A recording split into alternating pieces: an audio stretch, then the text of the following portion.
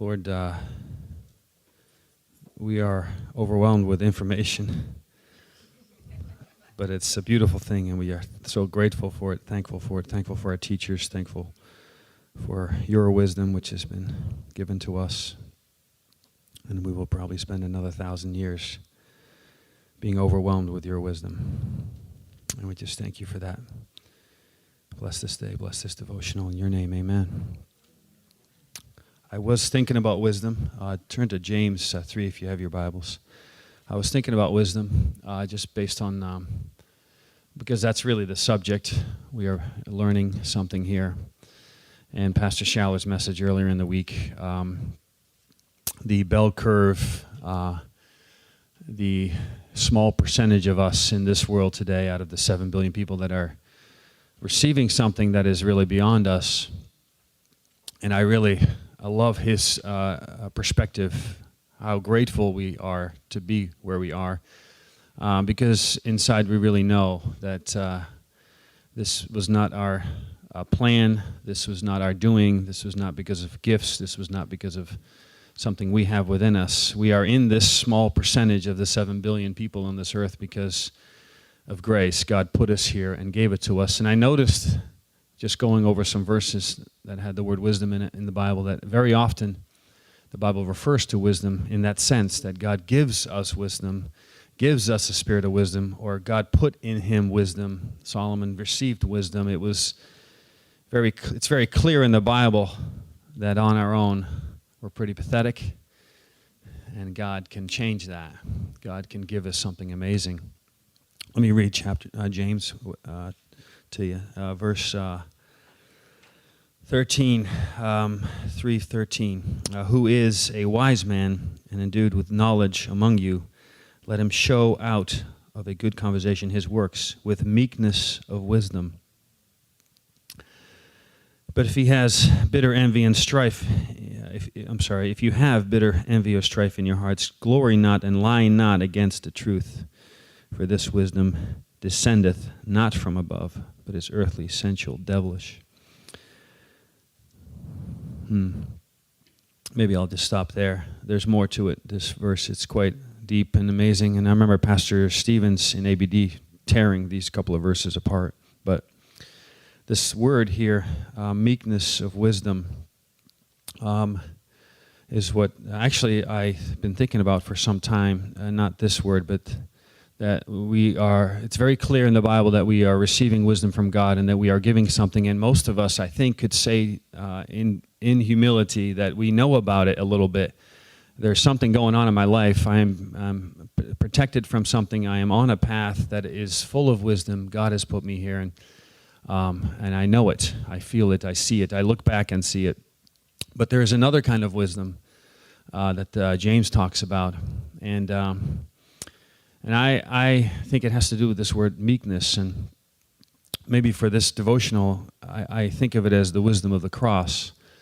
That when you have a cross in your life, there is wisdom added to your life. There is something that changes, because you could have all the knowledge in the world. You could actually understand everything Pastor Klicka was talking about yesterday.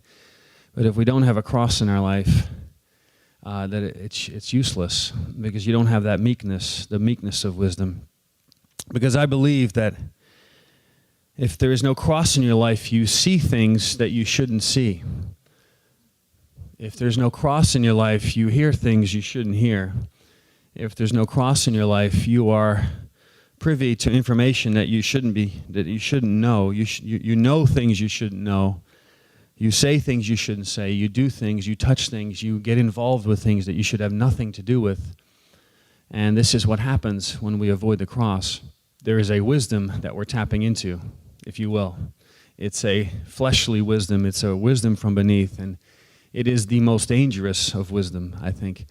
I fear it more than anything else, because it puts me on a path. Have you ever? I know you have. If you've been around, you don't have to be around that long, but if you've been around for a little bit, you've talked to somebody maybe, and all of a sudden, out of that person, you touch a subject, or you talk about somebody, Or even about the church. You know, I was with somebody a couple of weeks ago, and all of a sudden all this stuff came up about the church this, the church that, the church this. Or have you ever been with somebody and you mention someone's name and all of a sudden blah, blah, blah, blah, blah, blah, and all of it just comes pouring out. And they view, or let's say I am capable, I have viewed people or individuals with wisdom that is not from above. It is earthly wisdom. It is wisdom of the flesh. It's wisdom that we tap into when we avoid the cross. And I can see it in my own heart. I have to be corrected about it in my own heart, and I very often see it also just in conversation, in casual conversation. I think if we preserve ourselves, then we sacrifice others. If we sacrifice ourselves, and I don't mean that literally, we can't sacrifice ourselves, but just because it's easier to say. If we preserve ourselves, we sacrifice others, but if we sacrifice ourselves, we preserve others. And that's body life. That in body life, we have a cross, and in that cross, we have a wisdom, and in that wisdom, we are protected from another kind of wisdom, so much so that we end up preserving each other, that we end up viewing each other not in the flesh, but in the spirit. And that we look at our church and we look at our pastor and we say, wow, hallelujah, this is unbelievable. This is a joyride. I cannot believe I'm participating in this, that I get to hear this, see this. And we have these idealistic eyes, foolish eyes, if you want to say that. I know my mother once was accused of having her head in the sand. And I think her head wasn't in the sand. Her head was in the clouds. She was infused with heavenly things, and not doesn't want to hear about that other wisdom that we have. And just in closing, just a really good example of this is Genesis 13 with Lot, which is such a fascinating story. But in this context, with this cross avoidance, this other wisdom in mind, in verse 6, it says that the land was not able to bear them. I wonder if the land was not able to bear them. You know, remember Lot and Abraham were in the land, and then you know, the land, supposedly the land couldn't bear them. I wonder, because Abraham was in God's plan. I really wonder if this is true, or if Lot saw things he shouldn't have seen, or was involved with things that he shouldn't have seen. I don't believe that the land wasn't able to bear them. It's just that this is how he was thinking. And then, you know, there was strife between the herdsmen. You know, like, that is the different kind of wisdom that shouldn't have been there.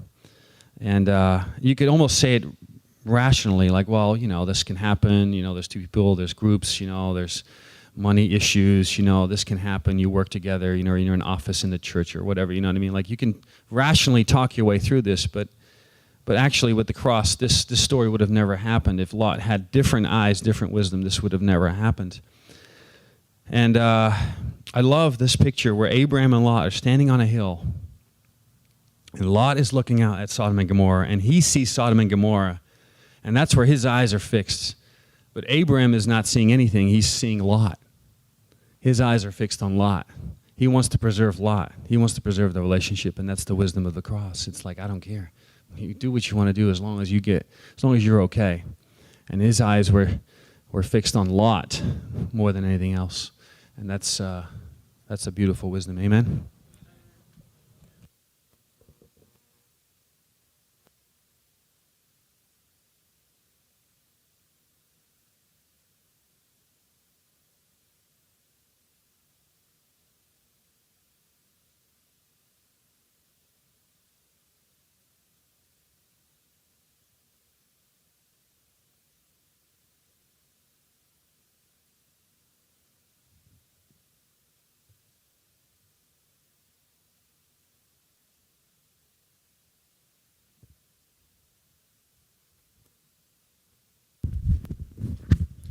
Okay, it work?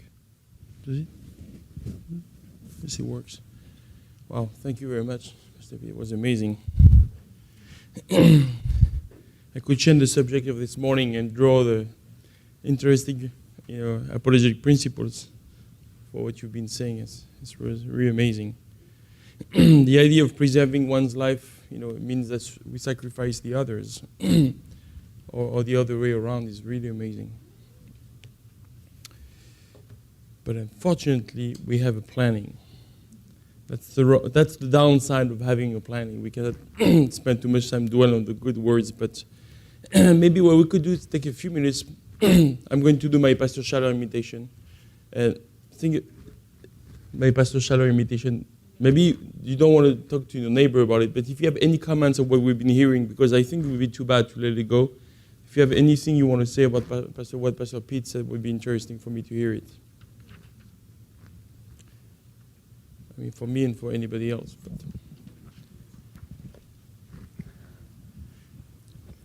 I just want to, I think that was amazing devotion. I just want to think about, we have two kinds of wisdom from above and wisdom from below. And I guess what Pastor Pete was saying is, like, we have the wisdom from above, and having that kind of wisdom, we can see beyond, and also God is directing us to His will, and so we should not see the things that we should not see. Mm-hmm. And I don't know what else how to describe that. I think he said it very well, that I was just thinking we have this wisdom from above, and that leads us to the fruit of the Holy Spirit within us.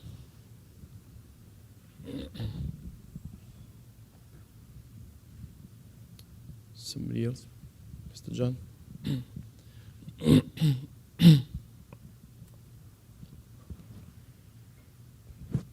I just think it ties very well with what you have shared from the very beginning about our approach to apologetics, that it's about that other person, that it's about their life, their soul. Yes.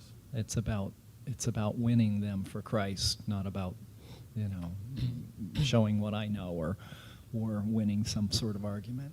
And because we love them. And if we look like a fool, that's okay. If they get to see Christ. Yes. Two hands over here.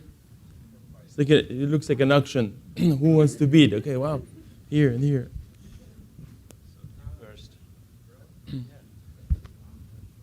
Age before beauty. Nice. It works in this case, huh? Like, that was so good, Pastor Pete. Like, really, that it's not first.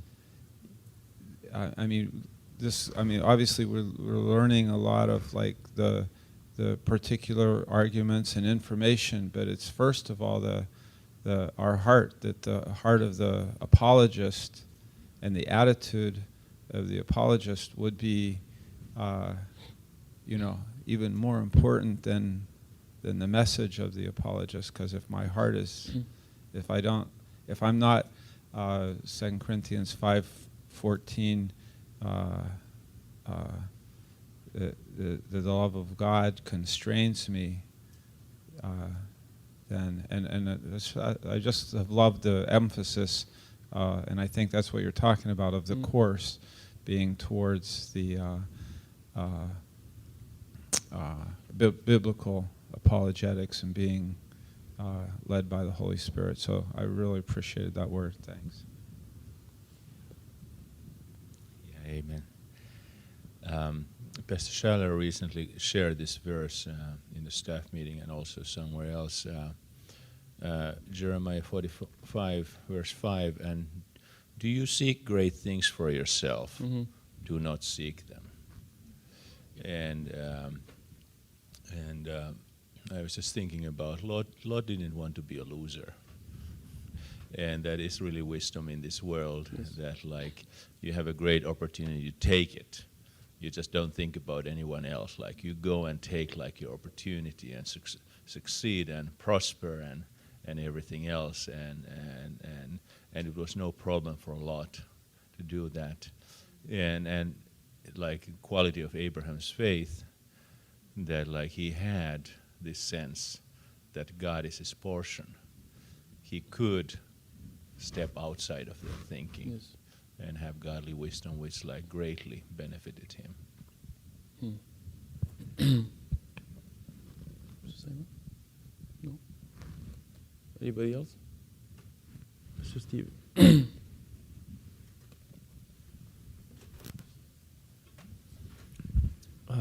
This morning I just had this thought that we were having the class yesterday with Pastor Klicka, and we are, many times when we hear of science, we just kind of our mind can go like into the universe and try and imagine, you know, these great things. And this is what the world thinks is like great wisdom. For them, great wisdom from above. But actually, when we look at the universe, we see God. And actually, just thinking about this, the Bible, in the world, the Bible's, you know, when we say something from the Bible, there's this scoffing. The Bible says that. Well, science, you know, says this. The Bible. But, you know, for us, the Bible is a universe. It's like an infinite universe of God revealing himself. And that when we're studying this in this relationship with God, like with Abram's heart, let there be no strife, God, between you and me. Let there be no strife between my brother and me. And we open the Word, and God reveals these mysteries, this wisdom from above that is eternal. That is for the atheists. They look to the heavens to discover their wisdom and their theories but for us, we come here and we open the Bible. And the Holy Spirit reveals wisdom from above, and this is an eternal universe of exploration for us. It never ends. Yes. Yeah. It reminds me of an article I read about a scientist who is an atheist, and he thinks that science only reveals the glory of universe, because as Christians, we think that the universe it doesn't seem to be worth understanding because we're interested in God, not in the universe. But it's the opposite, as you say, when you read the Bible. Not that science would not discover anything, they do, and they are doing a great job, but the idea being is that when you read the Bible, the creation is even more interesting because it means something.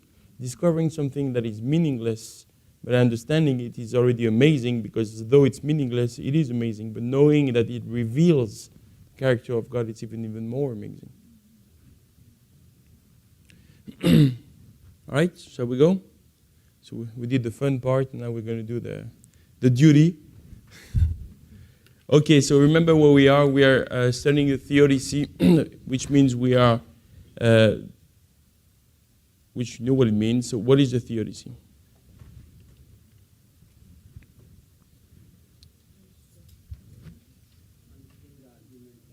Yes. A theodicy is developing an answer for the argument from evil. Where is it? Here we go.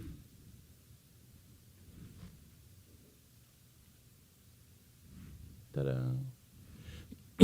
Okay, so what we want to do this morning is actually answer. Is it not showing? Somebody's against me. God is for you. Look at it. That is an amazing. Everything is fine. Let's just slide again. Here we go. There we go. Yes. The iPad is afraid of Pastor Simon. He said, "Oh no, okay. It works. It works." Okay, so what we want to do is to develop a theodicy. We said yesterday a theodicy is an answer to but as a response to the argument from evil. And we want to make a few points this morning, and there is 7 points I would like to make. I'm going to give it to you so you know where I'm going for when it comes down to the argument. Number one, we want to make sure that we understand. As we said, we need to speak about the setting the rules. It does not disprove the existence of God. We have to agree with that. I'm listening to you. I'm hearing what you're saying. You're actually arguing. But what you're saying is that you're challenging my view of God. You're not challenging the existence of God, the very existence of God. If we have to agree with that. And number two, what we want to do is we do want to answer the question. We don't want to dismiss, just to stop by saying you don't have any right to ask the question, as we said earlier with the quote with Rabbi Zacchaeus, which we'll read again. We need to go beyond that. Number three, we want to discuss what is evil. Really, that's a very important question. What is evil? And though we don't, there is no agreement on what people would mean about this, I just want to show that there is actually two kinds of evil that we want to talk about. One is the natural evil, which would be the tornadoes, the earthquakes, and those things, and the moral evil, which would be what happens on the human level. Number four, we want to make a point that we are free beings. And as free agents and free beings, we have to make some decisions, and our decisions have consequences. And we want to make a difference between the decision and the consequences. That's very important because that is one of the heart of the argument we want to talk about this morning. Is we are free beings, and when I make a decision to do something, will God prevent me to do this? As a non-Christian, as a Christian, we know that God acts differently, but still we have free will. As free beings, I will make a decision to do something, but the consequences of my actions will be up to God. That's something very key we want to spend some time on, because that, to me, it explains the way the Bible shows that God intervenes in our lives to prevent evil sometimes. Not that He does prevent us from taking away our free will, but He does prevent some evil by taking away some consequences of our decisions. And that's a very important point. Number five. Does God has a greater good in mind? That's the question we want to ask. Not that there is a greater good. Like, people say we can take advantage of, people are saying there won't be heroism if there would not be war, for example. So there had to be war to have heroism.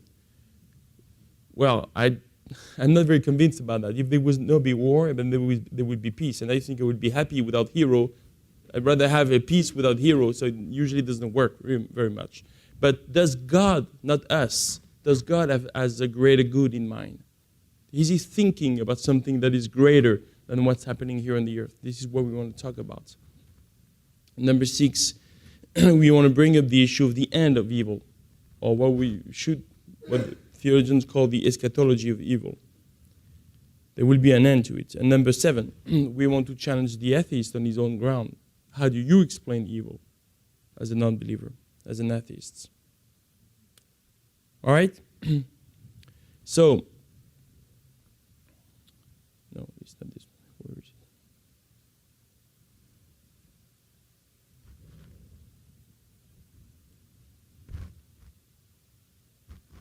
All right, so this is what we said. No, this is not what we said. This is what we said. So we spoke about Abraham Lincoln yesterday, who asked the questions. He understands that as a non-believer, as a human being, you will look down the earth and be an atheist because it's a mess. But as Pastor Steve said earlier, when you look up to heaven, you should have a different philosophy. You should see that there is something beyond, the universe. We made that yesterday. Now we spoke about the argument also. Sorry. This is how we presented it. So you remember that. I don't want to go back to it because we agree on what it is. But we said a few things that I just want to remind you about. These are the premises. If God were all powerful, he would be able to prevent evil. That we agree. If God were all good, he would desire to prevent evil. And I said yesterday, I agree and disagree at the same time. I agree because evil is not God's perfect will.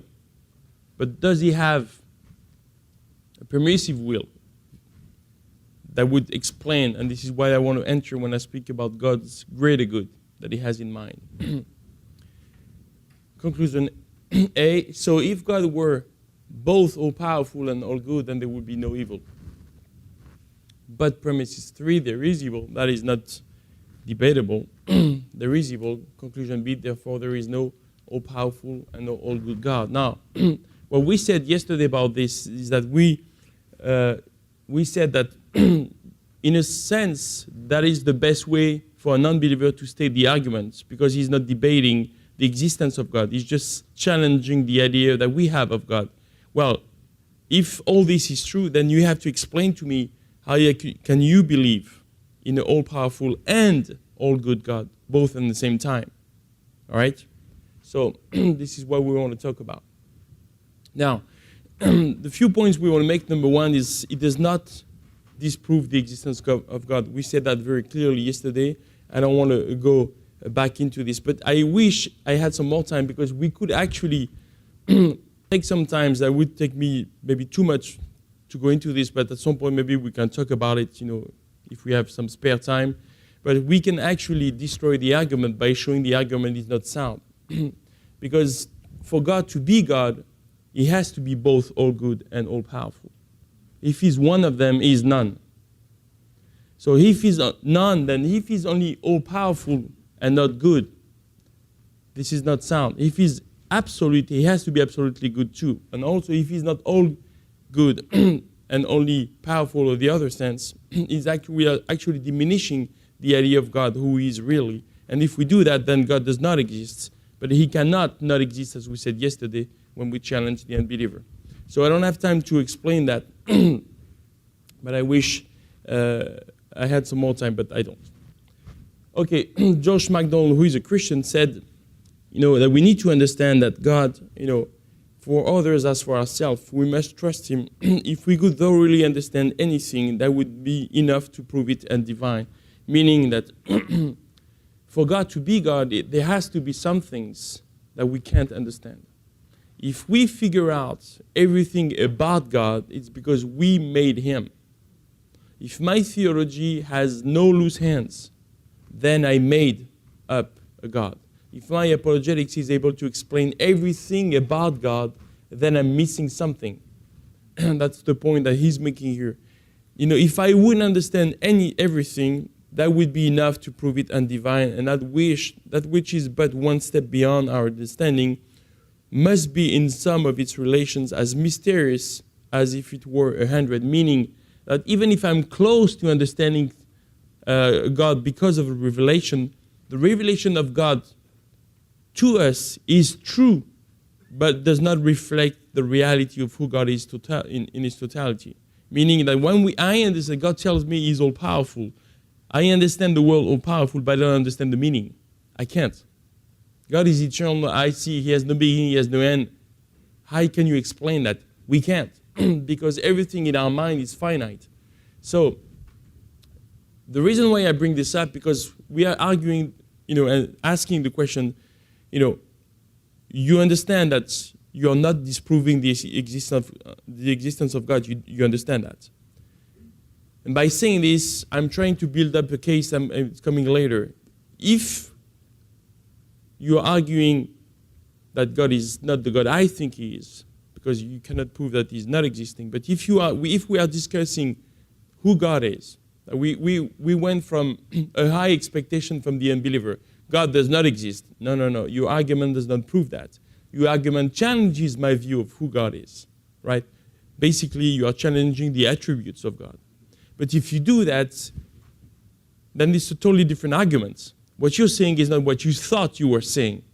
But if you are saying that God is not who I think he is, we need to agree also that You and I will never understand who God is really, because if we would understand him, then we would have explained a God that is not the real God.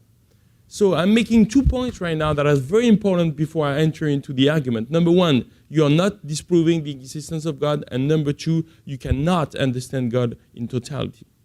We need to agree with this. Pastor Arto? I do believe that there can be an atheist that uses this argument just to prove that if there's a God, he is not worth being God, and actually there's no God because of that. Yes. Yeah, I mean, this is what they would say exactly, because actually the big issue right now in among atheists and discussions is not that God does not exist. If he exists, then he has to be a bad God. He has to be bad because of the world. So that's what they're saying. And so the issue of, I mean, we spoke about the 4 horsemen of atheism, and they are actually the new atheism. They are saying that there is no God. But in the same time, when they come down to the strong arguments, most of them would argue about the goodness of God rather than the existence of God, though they would believe that God does not exist because of that. But this is what we're going to bring up. How can you use evil against God? That's the questions we want. Pastor Stan? No, if there's no God, there's no evil. I mean, Yes. right? Yeah, and you can't talk about evil unless you admit to God, which is why, right? Which is why the one was it Dawkins, the one quote from Dawkins where he said, the guy, if you don't believe in evolution, you're either stupid or ignorant or evil, but I'd rather not talk about that. Yeah, rather not consider that, yes. Right, yeah. But that's the third point we want to make. Number one is that, remember where we said the importance of setting rules before we discuss. Because if you don't set rules before you discuss, the rules will change all over the course of the arguments. And the discussions will be endless. So I need to show you that your argument does not disprove the existence of God. I need to show you also that for God to be God, he has to be beyond our understanding. So people usually tell me when I say that, so you're trying to tell me that I will have to accept your argument by faith. And I'm saying somehow, yes, you have to. And that's a very definition of the finite man. It has to make sense to me. But when we want to make an argument that will be sound and valid, but people don't accept it because they don't accept the conclusion. But if an argument is sound and valid, then the conclusion has to be followed. So not liking a conclusion does not make an argument void. That's what we are talking about. Pastor Arto?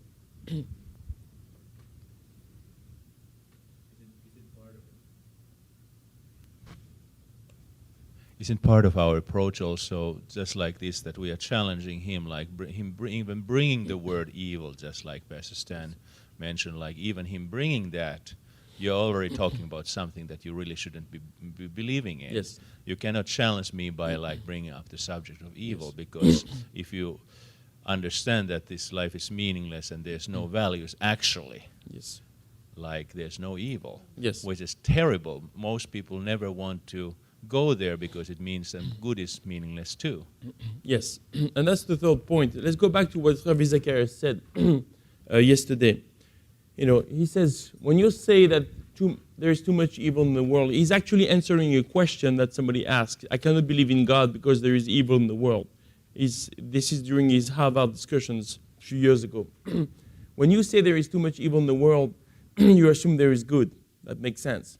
When you assume there's good, you assume there is such a thing as a moral law on the basis of which you to differentiate between good and evil. That makes sense also. But if you assume a moral law, you must posit a moral lawgiver also, which is God, according to him and according to us. But that's who you're trying to disprove and not prove, meaning that you're using good and evil, or actually you're using evil to disprove God. But to disprove God, you have to actually posit there is God. So that's a circular reasoning. Because if there is no moral lawgiver, there is no moral law. And if there is no moral law, there is no good. If there is no good, there is no evil. What is your question? So, a few things about that. Number one, I think, as I said yesterday, if you stop here and move on to the next question, you are making a big mistake. Because again, what the unbeliever is asking is not if he has a right to ask the question. He's asking you whether or not he worded it perfectly. Maybe his question was not perfectly worded. Maybe he was wrong. Maybe he's wrong even in asking the question. But he's begging for an answer on your ground, on our ground as Christians. So I cannot just stop there. I need to move on and answer the questions. But I need to make the point anyway, because as I said, what people are arguing, if those who are educated against Christianity, they're arguing for the goodness of God. I mean, against the goodness of God, obviously. But everybody will have to understand that point, because when we will show them that the argument does not disprove the existence of God, they will also argue against the goodness of God. So we bring everybody on the same ground. But even that, I'm trying to show you that you can't argue against the goodness or the evil or any kind of attribute of God, because you could not be able to do that if you don't believe in God first. So the point we are making is we're going to move on, explain to you, but I'm setting up the ground for him to understand that your argument is not that strong. You need to accept the idea that for God to be God, there is something that are beyond our understanding.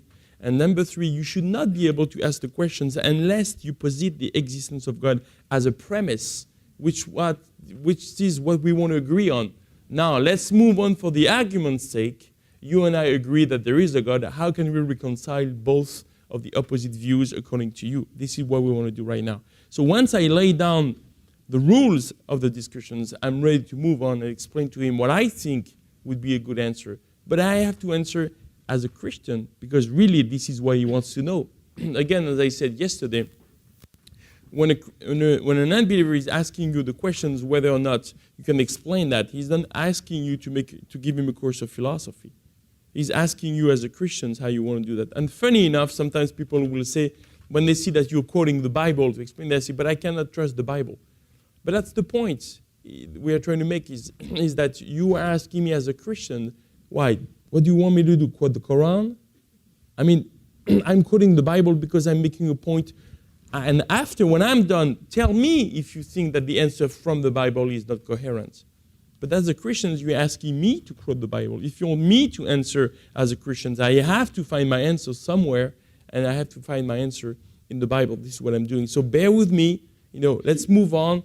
And then when I'm done, you can discuss whether or not. And every time I've done this, with this particular type of arguments,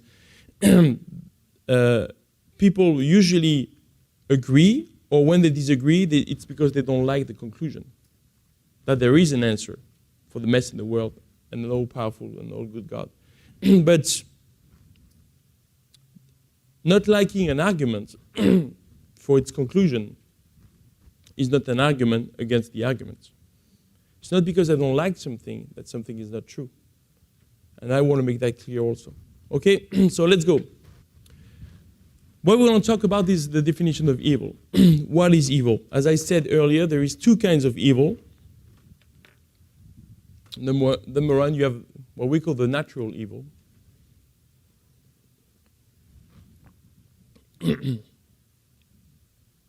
Everything that arises from natural causes, earthquakes, tornadoes, all these things. And I will talk about that a little also because that's very important. Number 2, the moral evil. It includes all other evils that could be caused by people mainly. Because when you think about the arguments, what people are really saying is that you are saying that we agree that the evil in the world is caused by man and is not prevented by God. We need to agree on that. God is not doing the killing. He's not doing the prevention from the killing. And I think this is very important to say also, because we need to agree on that. Why are you blaming God for something we're doing? So we need to make clear that you're not saying that God pulled the trigger, but that God does not pull the trigger, right? He's not preventing me to do this. So that's very important because we are going to speak about the free beings later. And how do you want a world? And that's somehow close to the arguments that I really don't like as a whole from Leibniz that we spoke about yesterday. It's the best of all possible world. But in a sense, people cannot ask for their freedom of doing whatever they want, and in the same time asking God to prevent the others to do harm to them. Because their free will actually includes doing harm to me because it's better for them. So which evil God is supposed to prevent? Your evil or my evil? For my evil is good to me, because robbing you makes me rich. So why would God do that? This is not fair. On what ground, if God does not exist? Isn't it fair? You and I are human beings. So we need to make that clear also. When we talk about moral evil, we are talking about an evil that we are making, that God does not prevent. It's not the evil that God is making, and we would prevent. Because many times when you hear Dawkins and the other guys, they are saying, you know what, well, God is not worshipful. If God exists, he's not good, as Christopher Hitchens, he's not great, so let's work it out together. Guys, we are making the mess, and he's not preventing it. Don't blame him for the mess, right? So that's something we need to be clear also. But now I want to talk a little bit about the natural evil, because when you make that clear, people will say, okay, well, you've got a point. Moral evil is us. We can talk about God preventing or not. I understand free beings. But now, what about the natural causes of evil? What about earthquakes and all that? And I found a very interesting article by William Broad. And it's a New York Times article from 2005. So it's not a Christian magazine. It's not Christian Science magazine or whatever, right? Because people say sometimes, if you quote from a Christian scientific magazine, this is not, reliable. Well, I don't know why it's not reliable, but I don't, because people think it's not reliable. Because it's Christian, it has to be biased. Just like an atheist is obviously unbiased when he talks about science. Anyway, so this is William Broad. William Broad is not a Christian. He's a scientific journalist. He's not a scientist himself, but he's a scientific journalist. And he spoke with several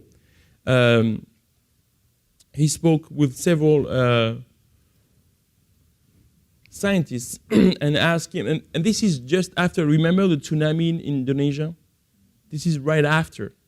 So the 150,000 lives being lost is about the tsunami. And these are non-Christians answering. This is what he says. It's hard to find something uplifting about 150,000 lives being lost, said Dr. whatever his name, a geochemist of the University of California, Berkeley.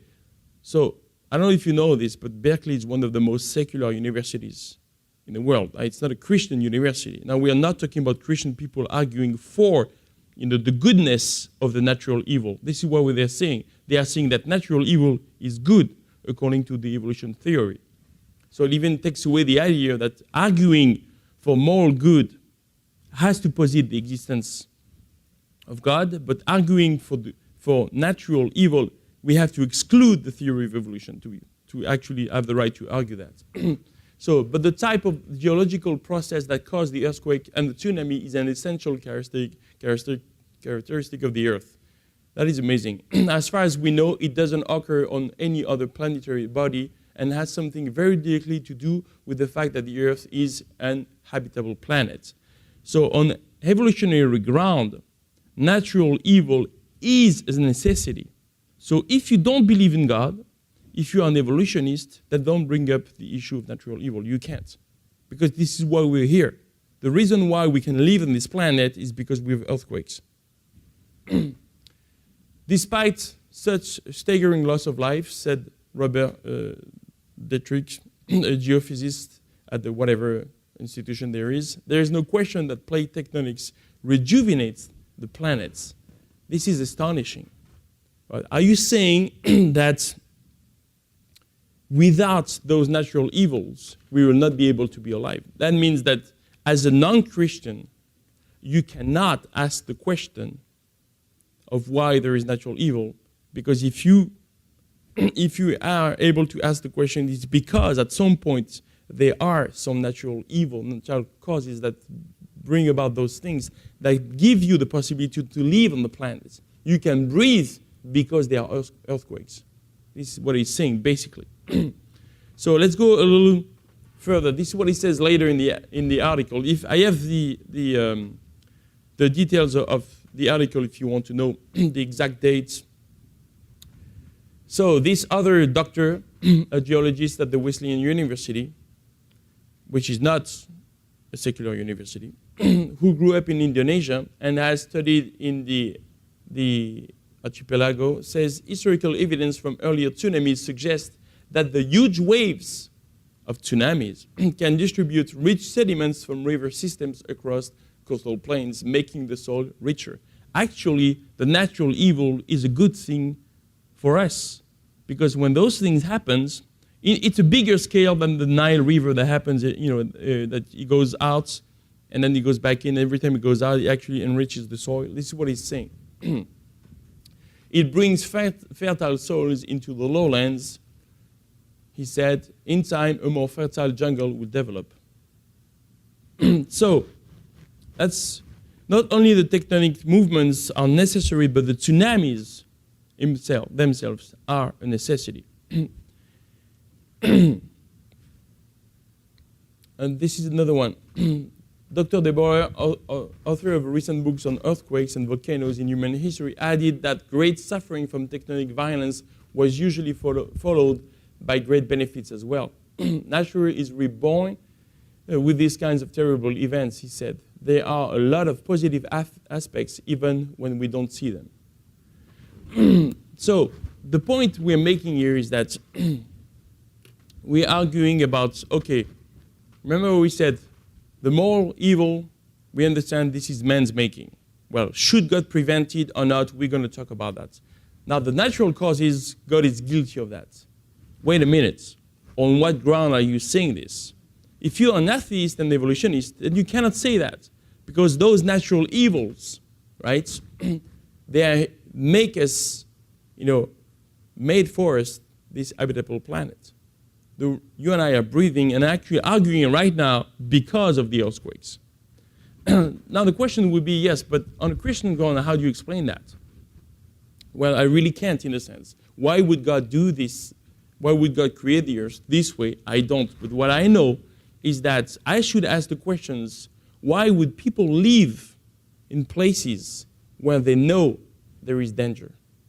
That's the question that I can ask. Can I have the right to ask the question? And yes, we do. And then the reason why I'm asking the question is because I want to bring back to the responsibility of men. All right, let's think about this. This country, or my country in France, we're doing pretty good, right? We're having the good life, good standard of life. No tornadoes, except here, but I mean no tornadoes for us. No big problems, no big earthquakes. And we have vast, places where people could live. I mean, in France, 90% of the country is forests and uninhabited lands. It's huge. But do we want those people who live in poor areas to come in my country? No, we have immigration policies. So what I'm saying is that we could find places for the people who are in dangerous place for them to live in safe places, but never happen, because we don't want that to happen. So what I'm saying by that is not only you can't ask the questions really as a Christian, you have to understand that as an evolutionist that you cannot ask the questions because those natural evil are necessary according to your theory, but also why can't we as human beings do some things? There is a few important information you need to know about, but to put it simply, but the reason why there is famine in the world many times is because when we have overstock of cereals in some countries, we have to destroy them, because if we don't destroy them, the market goes down. Because that cereals are on the stock market, that. And you buy your corn, your wheat, and your rice according to the market. Meaning that if I am a country producing rice or wheat or whatever, if I am overproducing, I'm going to destroy my overproducts, because if I don't, I will have too much to sell and my price will go down. So instead of giving away what I could give away for people who are dying and starving, I'd rather have destroyed so I don't lose my money. So many things that we are blaming God for, we should think about how we could handle that ourselves as Christians. So it's a simple way to put it, but also, I think this is a very convincing way to put this when you think about this. So the point I'm making is I'm not saying that God is. I didn't. The conclude is that God is not innocent so far of any of this because they are saying, okay, He could prevent some of it. Yes, He could, but at the same time, did you know that according to the demographist, in 2050, the wars, if there is any war in the future, and they are predicting that there will be war, which tells you a lot about human beings, right? They are saying that we will have wars in 2050, and the reason why, it will be climate-changing wars. People will try to go away from places that are not habitable anymore, and they will be killed for that. This is what demographists are saying in 2050. 2050 is not very long, it's not very far away. So the point we are making is that the sociologists, the demographists, already know that in few years, 4 decades, less than 4 decades, people will be killed because they will try to go away from the places that they cannot live in anymore. So that makes a lot of assumptions. Number one, we know that they will try to do that, and we know that we will try to prevent them to do this. So the argument that I'm making is actually valid because we know it will happen in the future, although it has not happened yet. So if you want to just sum up a little bit what we've been saying, the reason why I made a difference between natural evil and the moral evil is because there is a difference. Most people will have to accept the idea that, okay, moral evil is because of man, and God should prevent it. We'll discuss about that later. But the natural causes of evil, this is all God's faults. Well, not according to your evolutionary theory. And also, if we could prevent some people to die from those natural occurrences, we should do it, but we don't, because we don't want. And according to our own demographists, in the future, when they will try to do that, we will kill them. That's amazing. Any questions or comments? We have not entered the argument yet. We just, Pastor Arthur.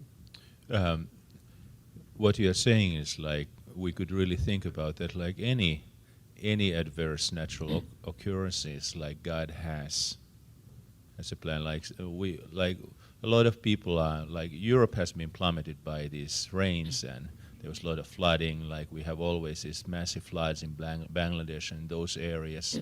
We have all these tornadoes and storm systems here in the United States, hurricanes and those are terrible things for men. But God must have in His wisdom a plan for these things. Who knows? Like perhaps these are just fuses for the climatological things, so that like things don't build up forever, but they have to be diffused. Yes. And the storm is the result of diffusing of like building up a climate. So perhaps those are totally necessary, but for us, yes, it doesn't seem that necessary. Like yes. Why isn't climate just so stable and so on? But it is part of God design yes. how to manage the climate. Yes. And so on and so it goes. I think that this is a very interesting discussion. Yes. The climate change is actually, we all know, and nobody debates the idea that it's because of man's activity. We know that. Well, if the mess we are finding in the world in natural causes is imputable to climate change, then don't blame it on God. That's what we're saying. And what you're saying, there is a plan maybe behind this, is that we'll talk about Genesis 50:20 later about when Joseph is telling his brother, you meant it for evil and God meant it for good. I think this is like an overall very interesting point that we want to bring up. But think about tornadoes also. People are saying, yeah, but tornado is something that is unpredictable. It's not unpredictable. We live in areas where we know there is tornadoes, and there are many places where we don't live, and there are no tornadoes, and we know that. People are saying but the floods, like in Europe right now, people are experiencing a lot of floods. Most of the geologists that are working on this are saying the reason why we have floods is because we changed the course of nature. We built in places we should not have built, and we changed the course of of rivers and lakes and whatever because we wanted more space to build buildings.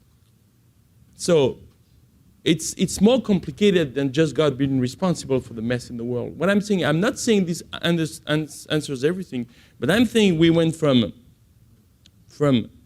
where is it?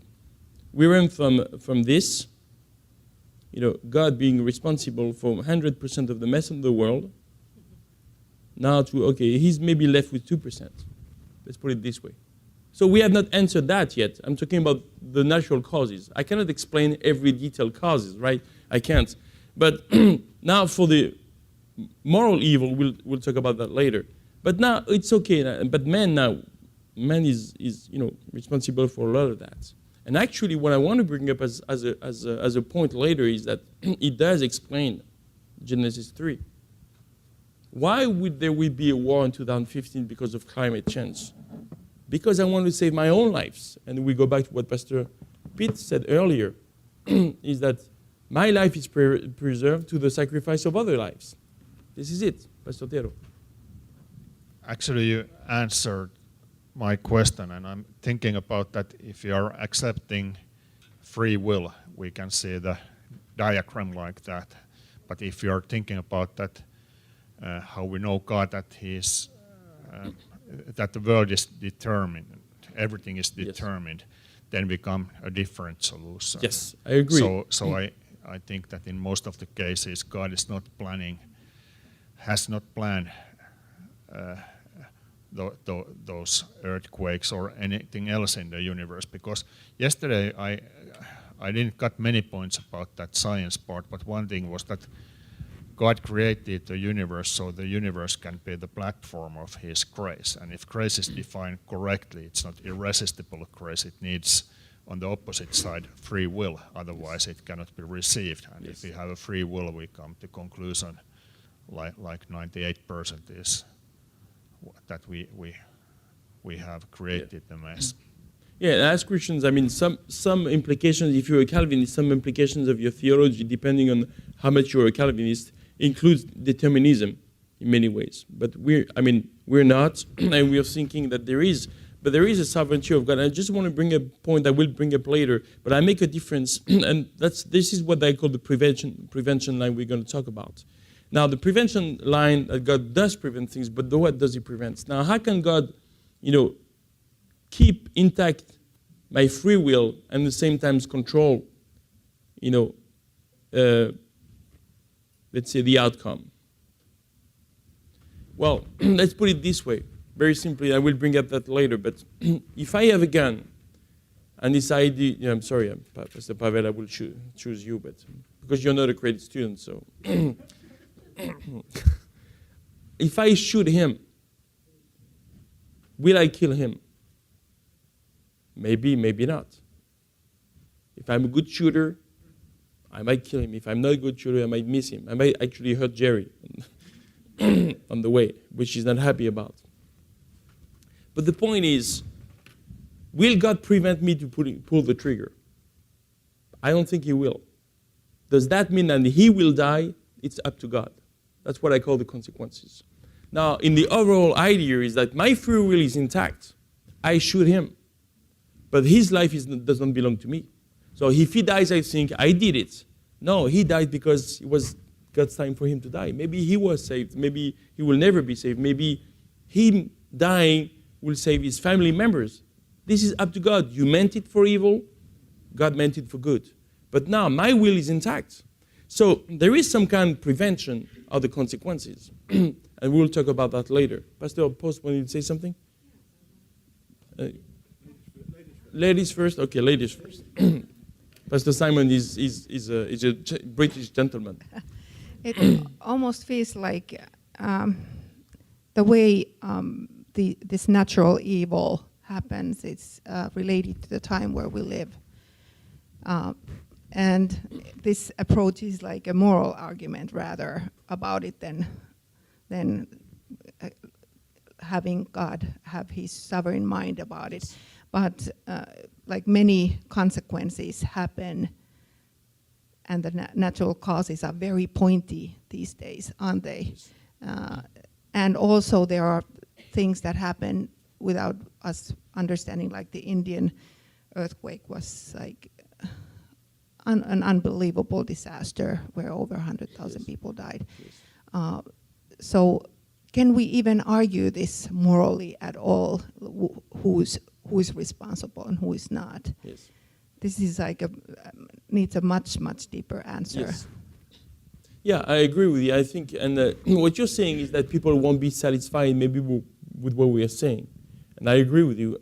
But at the same time, if it's an emotional issue, I will have to address it in a certain way. But if people make an emotional issue a rational issue, I need to show them that this is not a rational issue. And then again, I'm actually showing what we've been saying since the beginning of the week.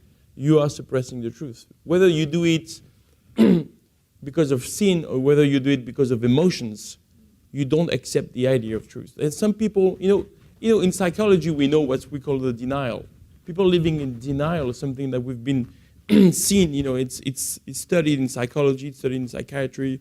People don't live in reality because they want to suppress the truth of reality. People lose their minds because they lose a close member, and they don't want to. And it even goes to the extent is that some people have been discovered dead for 10 years in the apartment, sitting in a chair. Some people never said it because that's the ultimate form of denial. So it's amazing to see that somebody who lived 10 years with a dead person because they will not accept the idea that they are dead. It happens several times. So you're right. And what you were saying is very interesting because it goes back to what Pastor Pete said earlier also. All these rational things, these arguments we're saying, sometimes you make it fun a little bit because the class is long, but in the same time, we're on a very sensitive subject. And also, you remember what we said about the legitimate questions? That is very key also to discern whether or not it's a legitimate questions. Is it a challenging question or is it a legitimate question? Because people want to know, how can you explain that? I lost someone, I've went through suffering, I've seen, something on TV, people are dying, and think about what's happening in the world right now. But we went to Libya. I'm talking about the French government. We went to Libya, we sent soldiers. We went to Mali, we sent soldiers, and we are very happy about the outcome. We don't send anyone in Syria. What is God doing? Well, He entrusted us the humanity, He entrusted us the earth. What are we doing about it? That's the big questions. So, yeah, it's not easy to answer that. Yes. And it does, because I think people, if it's true that people don't think as much as they used to, people will think more with their emotions.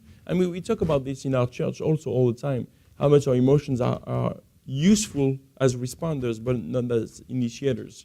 It applies to that argument also. Yes, thank you, Kay. Pastor John? We believe that God will judge the earth. We also, so there's also a question as to what degree He's judging the earth right now with earthquakes, with things like that. Yes. One view is that, because He wrote that these things were going to happen, particularly in the last days, the earthquakes and the wars and the famines and all that. Then maybe there's a question, is this just the result of Him taking His hand of prevention back and allowing us to reap what we sow? Yes. Clearly we're not in the tribulation yet. And during the tribulation, it will be very directly God's judgment, the hand of God doing this. But right now, is God's hand also involved both in the moral evil of maybe simply taking back His hand of prevention, and also in the natural disasters? Yes. What you're saying, you want to say something about this or something else? Okay. What you're saying raises a very important question. Is evil evil when it comes from God? That's a very important question. Is it judgments? Can someone, we know in the Bible someone have been killed by God. And Ananias and Sapphira are two examples. Is it evil? It cannot be evil. So it's also, and the reason I spoke about defining evil, I didn't define it in terms of theological. because we could do a whole class of 8 hours just on defining that in biblical sense. We're trying to develop a definition that helps unbelievers understand. So we could go deeper, for us. But that's a very good question also. And it's a very old, argument, goes back to the Greek philosophy also. But really what we are saying is that what is good and what is bad is not what I think it is. And sometimes what I call bad events in the greater picture. Because I'm just going to say something that what I call the greater good in God's mind is the ultimate reality, which is where will I end up at the end, in heaven or in hell. So God is interested in not whether I have my legs, because I lost them on the mine or something. God is interested in whether my losing my legs will make me go to heaven. That's what we're talking about. Pastor Pete? I thought of a quote as you're talking from Oswald Chambers, who said that God wonderfully disappoints us, which I always think about. But just to point out again about natural disasters, that is a huge problem in America. And in liberal environments, environmentalists, those guys, they are very angry about the fact that Americans are buying their homes, and very often their second homes on the coast. They are very angry about these mansions in California that are built on tree lines or bush lines where they're going to go on fire. And then also, I read recently an article, why are we building, not only why are we building in Hurricane Alley, but why are we allowing mobile homes in Hurricane Alley? Yes. Which is shocking. The further you go towards the hurricane countries, the more mobile homes you see, which is just, those are three really good examples of that we are responsible. Yeah. So, I think a little knowledge, a little research, a few examples like this that you need to know will help in the discussions also. What we're trying to do, again, remember what we said, do we have a definitive, argument that will convince everyone? We know we don't, because it's more complicated now. The psychology of the unbeliever is very complicated. There is rebellion, there is suppressing the truth, there is personal, life, education. There is also the idea of where I stand, where is my work, and how much work is done in my life by the Holy Spirit, how much I heard, how much I was exposed to the gospel. All these things makes, the psychology of the unbeliever very complicated. But what we're interested in is just to making a point, is that you came up with a huge argument and a big smile on your face, thinking, I've got it, I nailed it, I'm going to prove to you that God does not exist. And then we have not entered into answering your question yet, and we reduce your arguments to almost nothing. We need to agree on that. Anybody else? Andy, you look like, no? You're hesitating? You want to say something? No? Okay. All right, shall we move on? Because I would love to finish this and have a break. Then we have a whole new chapter to finish before we have a wonderful party. And that will be about miracles. That's a whole big chunk also. So, where are we? Are you there? Okay. Oops.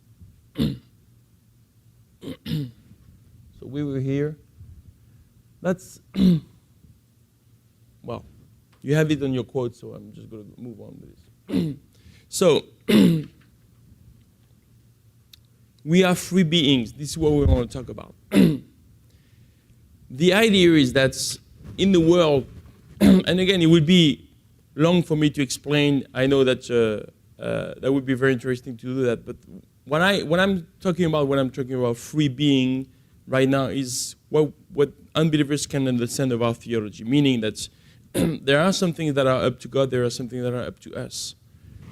Everything that is below here that we're deciding and the way we manage our lives basically depends, and that's undebated. Whether you're a Calvinist or an Arminianist, everybody agrees that in the morning, if I choose a banana over an apple, it's my choice, right? God did not determine whether or not I will have a banana or an apple tomorrow morning. This is up to me. Now, while there is a debate in free will in the Christian theology that I consider real Christian theology, is whether or not our free will applies to salvation or it does not apply to salvation. Is it irresistible grace or not? That's a whole different issue. What we're saying is that people on this earth, the non-believers, they want to enjoy their free will. I need to be able to do that. So if you are enjoying your free will, you have to accept the idea that there is a consequences to it, meaning that if you make decisions, there will be consequences.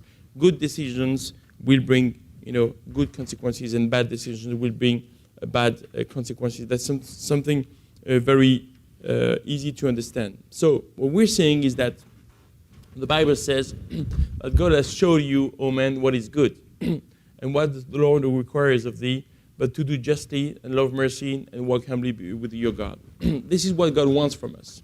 This is what God gave us as human beings. You're a Christian or non-Christian, this is not the issue.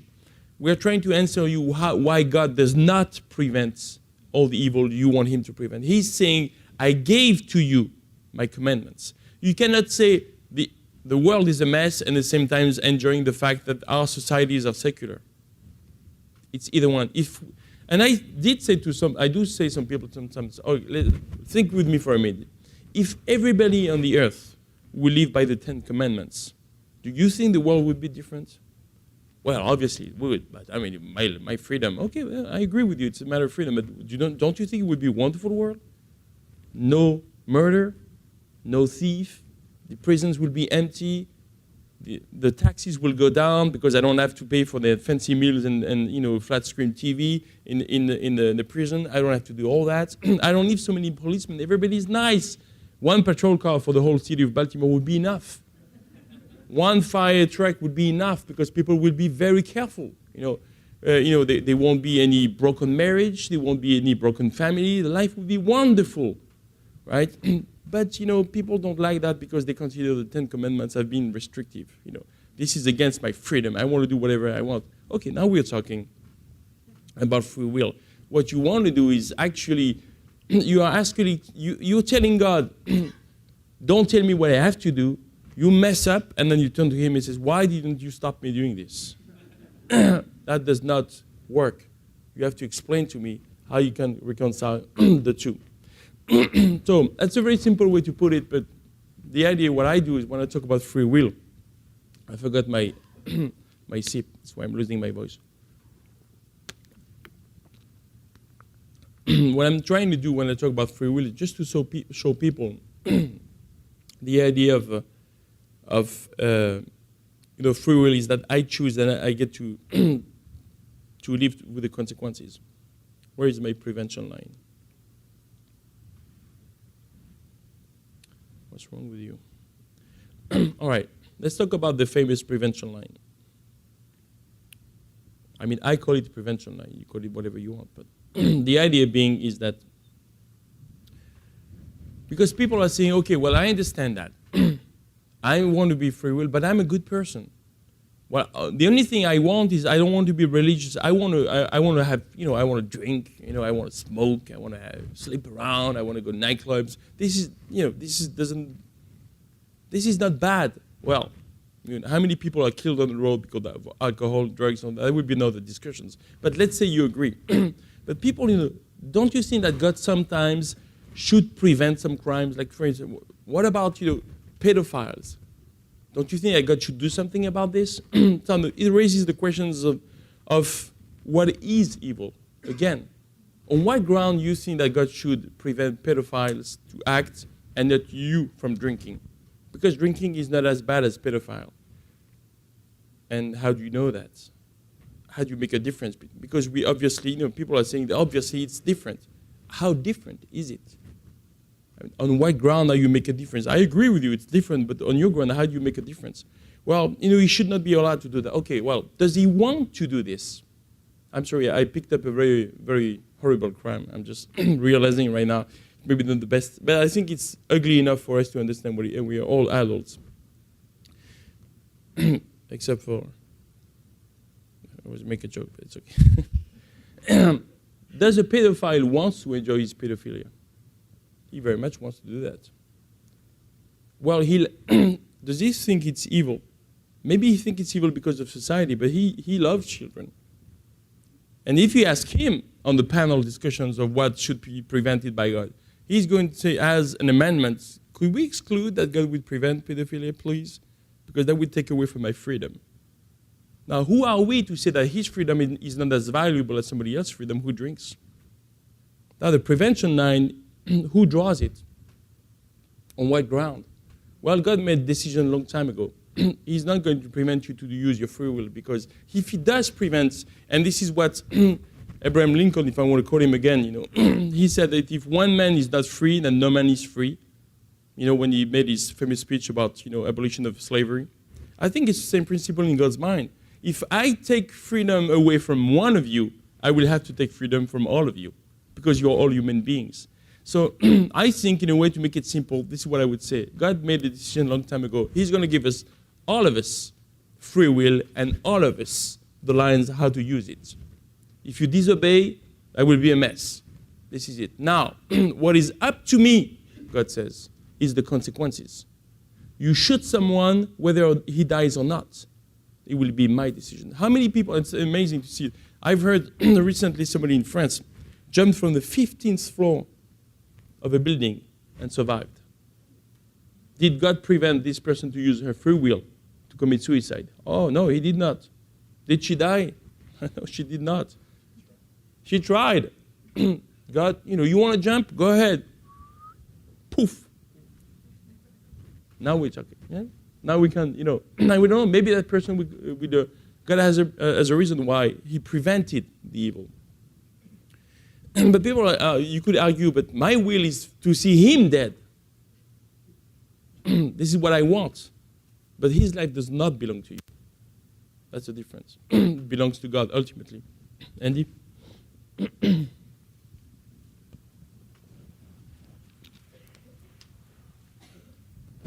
Yeah, a good way to define freedom is not the ability to do whatever you want. It's the ability to make the right decision. Because if I do something that brings me into bondage, how can I call that freedom? Yes. So we're talking about what is right and wrong, and like you're saying, how are you defining what is right and wrong? Yes. That's a good thought. Yeah. And the point being is that we said yesterday about freedom. Freedom is not about me doing what I want. It's also me not doing what I want. This is exactly what you. Thank you. And I like this argument that has been repeated often, but I really, it resonates with me that if God would be preventing all evil all the time, like let's say that like I jump off the cliff and God always catches me or doesn't let me hurt, or like I raise up my hand to hit somebody and invisible force suddenly stops my hand, like for a free will agent, that would be such cruel thing. Yes. Like I would not able Yes. to break out of that bondage. God would become like unbearable bondage to me as a human being. Yes. That I cannot inflict any pain, experience any pain, no evil. It's Yeah. What I say to people sometimes is that what you're saying, you hate God for the mess in the world. But you see, if God would do exactly what you want, which means prevent the evil in the world, you would hate him even more. Now you're not happy with him. But if you would prevent every evil in the world, you would hate him for that very much. Sam?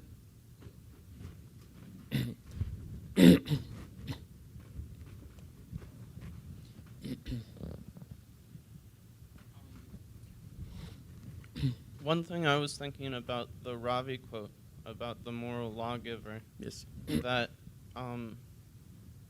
actually, if you think about it, just because someone creates what is goodness doesn't mean that person is good. Yes. Just like a congressman can create the law but not obey the law. Yes. And so there's that, and also, secondly,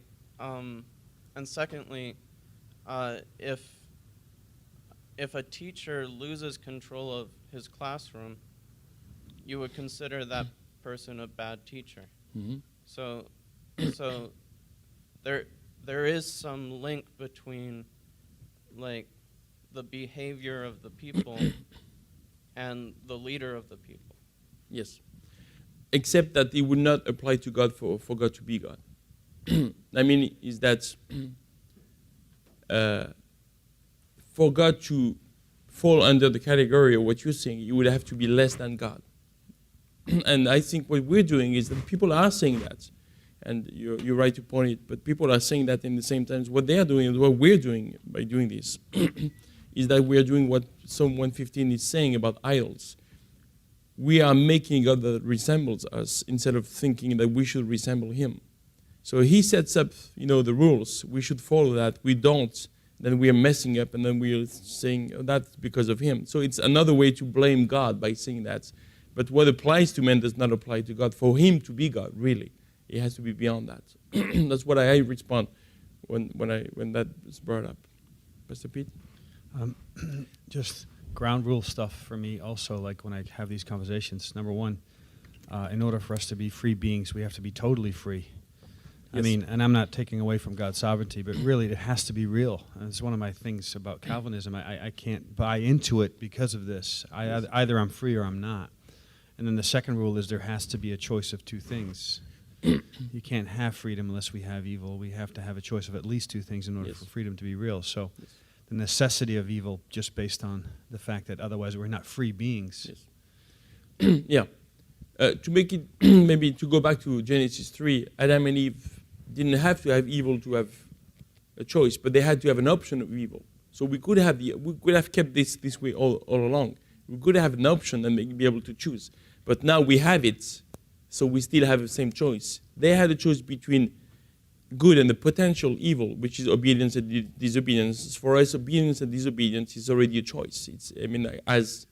So it is the same thing when in absolute. I'm looking at the time and thinking, yes, maybe shortly. Oh my God.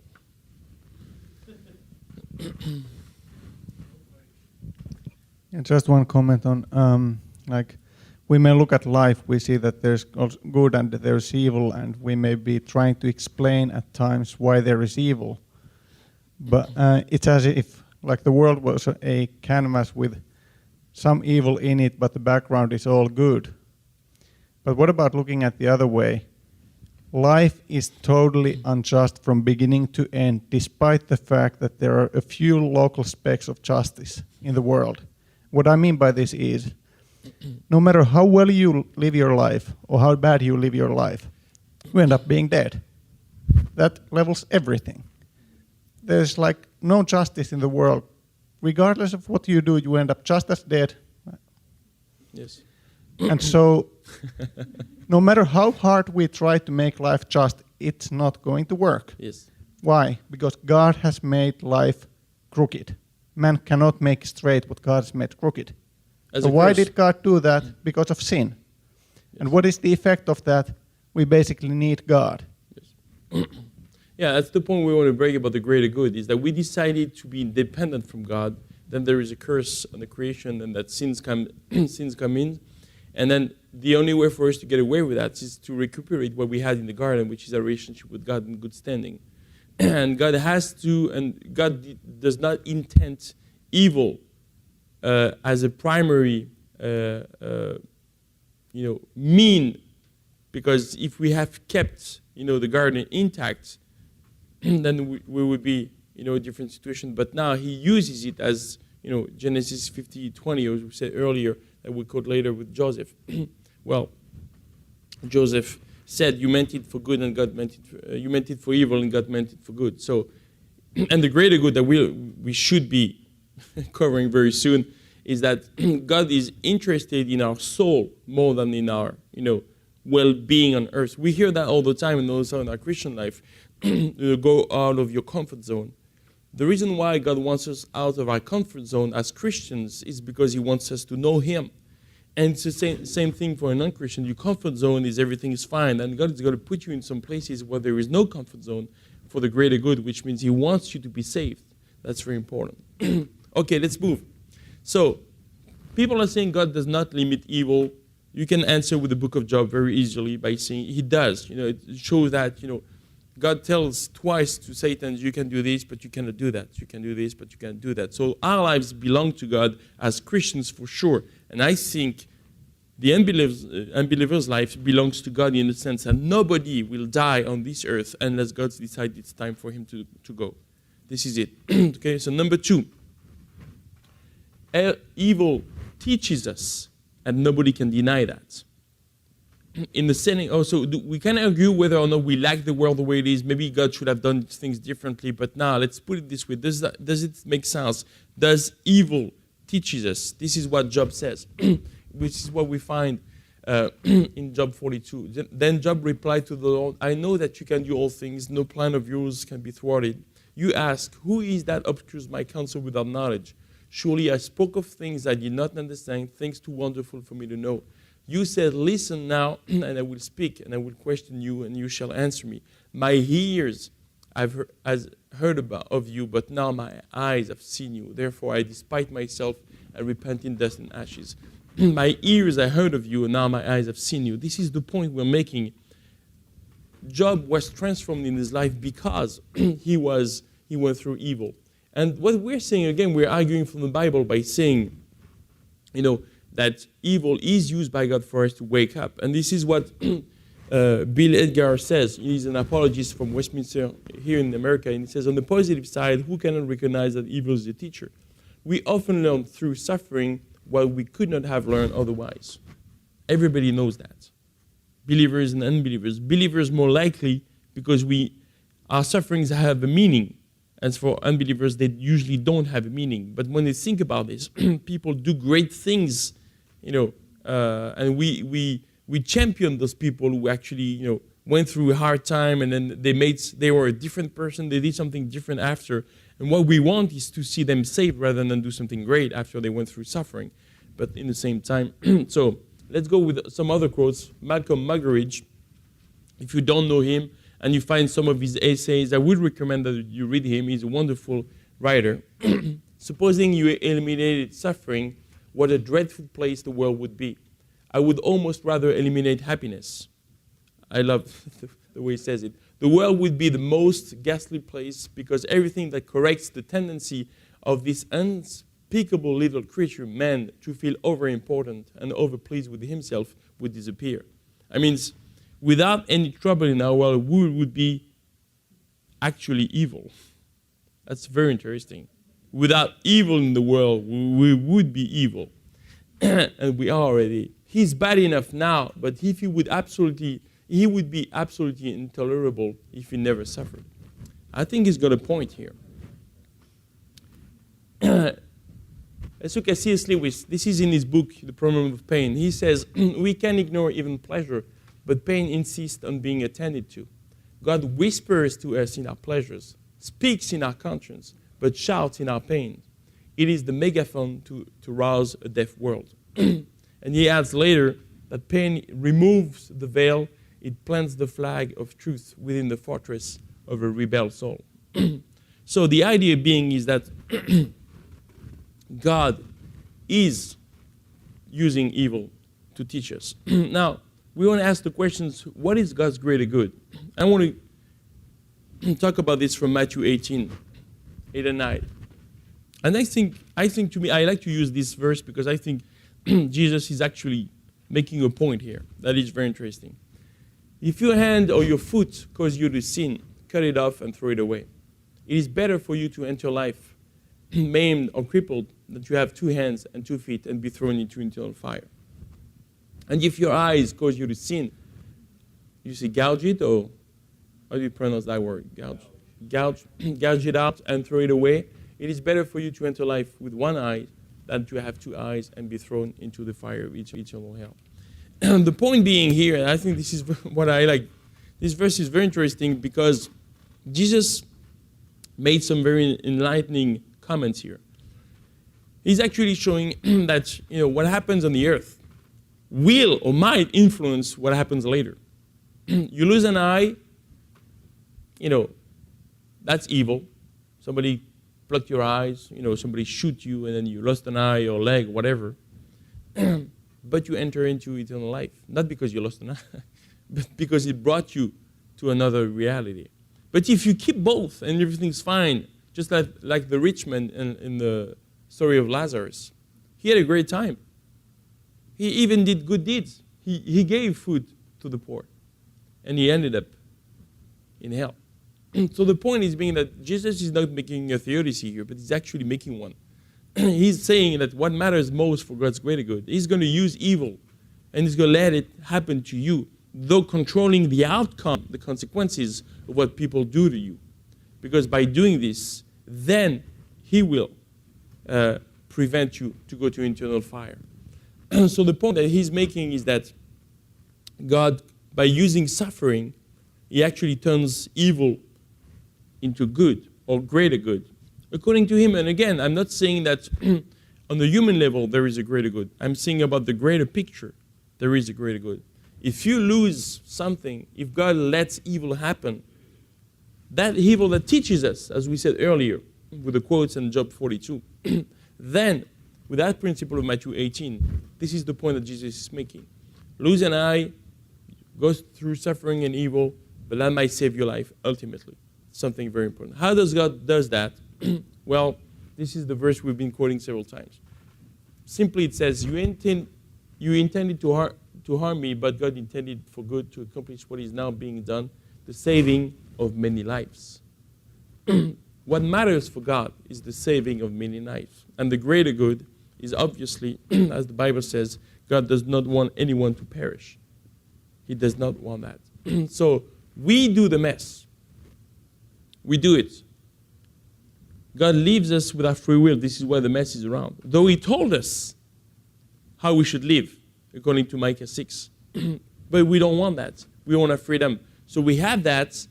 We blame him as we should blame ourselves. But by letting evil happen, he controls the outcome anyway. But by controlling the outcome, who dies and who does not die, depending on if it is the right time or not. And the reason why, because he wants to intend what was intended for evil, he wants to intend it for good. He means it for good, for the greater good, which is, well, your soul will spend eternity. So this is, to me, something that is very important. The last point we want to make about this is there is an eschatology of evil. At some point, God will change that. Revelation 24:1 and 21:4 says, and God shall wipe away all tears from their eyes, and there shall be no more death, neither sorrows, nor crying, neither shall there be any more pain, for the former things are passed away. Why won't there be any evil in the world? Because there won't be anyone going to hell anymore. God does not need the greater good. It does not need to prevent anything. Now we are in eternity. It changes our states in a sense, but it also changes everybody's states. Nobody in heaven will go to hell anymore. That's a bigger picture. Now, this is how Norman Geisler puts it. And it's another way to argue for the eschatology of evil. And I think this is very interesting. This is what he says. If God is all-powerful, he can defeat evil. If God is all-good, he will defeat evil. You see the difference between the first arguments? Like he should, right? He will. Evil is not yet defeated, therefore God can and will one day defeat evil. This is what Revelations 21:4 says. Now you need to finish with one more point, and the point is, what do you say as an atheist? How do you explain evil? I've told you what I think it is. I explained to you with the Bible what I think would be an answer. You have free will. God prevents evil somehow. He prevents it because no consequences are beyond his understanding. But what he wants, the greater good that he sees, is that he lets evil happen for us to wake up, because we know that evil teaches us. This is my answer. What is your answer? What do you have to say about evil? Where does that come from? How can you explain the fact that you make a difference between the two and you don't explain why there is a difference? Where does that ground for ethics come from? How do you explain in your theory of evil, why would you complain with earthquakes when the earthquakes makes life happen on this earth? How can you explain that? And this is what John Frame says about the unbelievers. He has more serious problems than the believer does. If the believer faces the problem of how they can be evil in the theistic world, the unbeliever faces the problem of how he can either be good and evil in a non-theistic world. That's even a more complicated problem. And this is what Rabbi Zacharias said earlier. Okay? Is there any quick comments or questions before we take a break so we can have some time to talk about miracles? Does that argument make any sense to you? Does it? It works with Christians.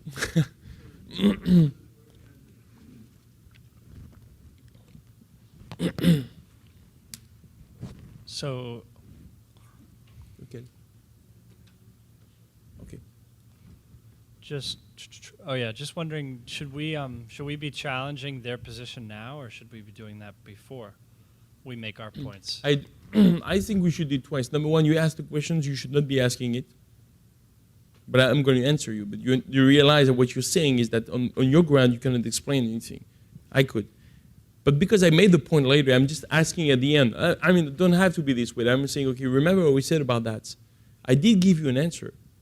Because I want to stress the point again. I do have a foundation. I do have a valid and sound argument.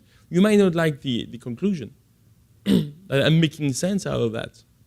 But what do you have to say about it? So about the arguments or about your own arguments also? That's good. So like now Norman Geisler, this is posing another option, I guess. The same thing as we saw earlier, just worded differently? No, yeah. In the same way, saying he's agreed. If God is all powerful, he can defeat evil. You remember what we said about the the arguments? Where is it? We agree with premises 1, right? And I said I kind of agree with premises 2, yes and no. And what I agree with basically is his premises 2. If God is God, he will defeat evil, as over against the premises 2 over there. If God, he would present evil, meaning that he doesn't. But he says it differently, he will. Evil is not defeated yet, but at some point he will. That's the point he's making. Okay. Pastor Arto? C'est bon? Edwige?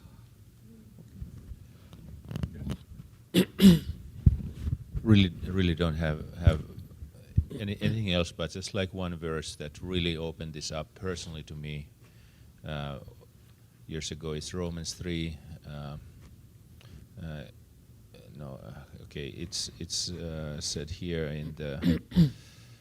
This is in a little bit other context, but is God unjust who inflicts wrath? I speak as a man. Certainly not. For then how will God judge the world? Mm-hmm.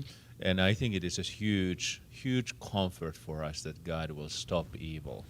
Like that is people fear it, and as a Christian, before I understand the big picture, I fear it. But like ultimately, it's such a comfort that God will stop evil. That is so amazing, and it's so necessary. And what I like about this is that this is what people want. Remember when we asked the question, what do you want? I want God to prevent evil. He can do that now because of your free will, but he will do it. Now, whether or not you like the timing is a different thing, but he will do what you want him to do at some point. Now, where will you stand when he will do that? And then you bring in the gospel again, so that Pastor Pete would be happy. So we need to preach the gospel. All right, let's take a break. Let's have 20 minutes break. And because we have a shorter morning because of our credit meeting. Okay, thank you. And let's come back here at 10:30.